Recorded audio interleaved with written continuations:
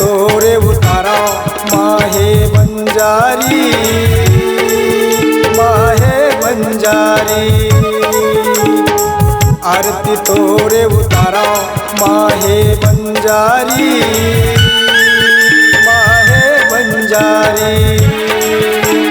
बिगड़े काम मोर बना दे, बिगड़े काम मोर बना दे, आए तो दुआरी माहे बंजारी। आरती तोरे उतारा माहे बंजारी, माहे बंजारी। आरती तोरे उतारा माहे बंजारी, माहे बंजारी।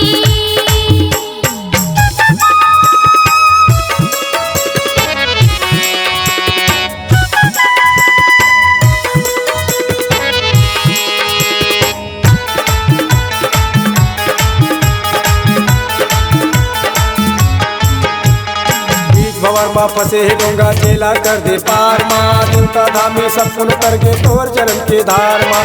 बीच भंवर माँ फंसे है डोंगा चेला कर दे पार माँ, देवता धामी सब सुन करके तोर चरण के धार माँ। बीच भंवर माँ फंसे है डोंगा चेला कर दे पार माँ, देवता धामी सब सुन करके तोर चरण के धार माँ। बीच भंवर माँ फंसे है डोंगा चेला कर दे पार माँ, देवता धामी सब सुन करके तोर चरण के धार माँ। हरे आरती द्वार खड़े हो, हरे आरती द्वार खड़े हो, तोर चरण के पुजारी माहे बंजारी। आरती तोरे उतारा माहे बंजारी, माहे बंजारी। आरती तोरे उतारा माहे बंजारी, माहे बंजारी।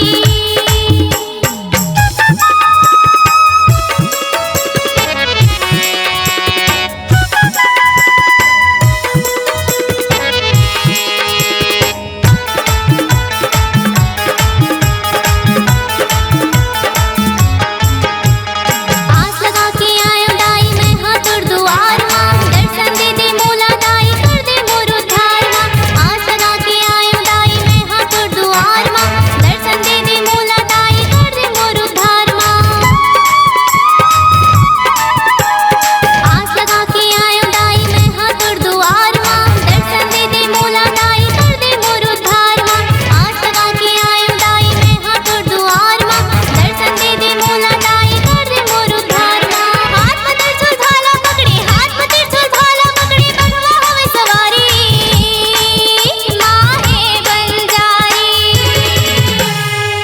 आरती तोरे उतारा माहे बंजारी, माहे बंजारी। आरती तोरे उतारा माहे बंजारी, माहे बंजारी।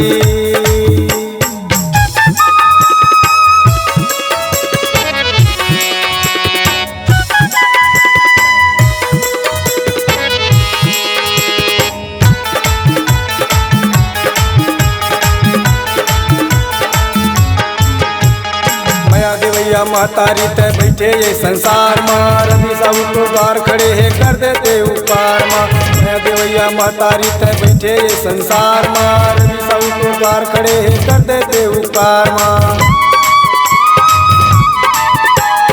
माया देवैया महतारी तय बैठे ये संसार माँ, रवि सब तो द्वार खड़े है कर देते उपकार माँ। माया देवैया महतारी तय बैठे ये संसार माँ, रवि सब तो द्वार खड़े है कर देते उपकार माँ। ताई दादा के सेवा करते, ताई दादा के सेवा करते, आशीष दे महतारी माहे बंजारी। आरती तोरे उतारा माहे बंजारी, माहे बंजारी। आरती तोरे उतारा माहे बंजारी, माहे बंजारी। माहे बंजारी, माहे बंजारी, माहे बंजारी।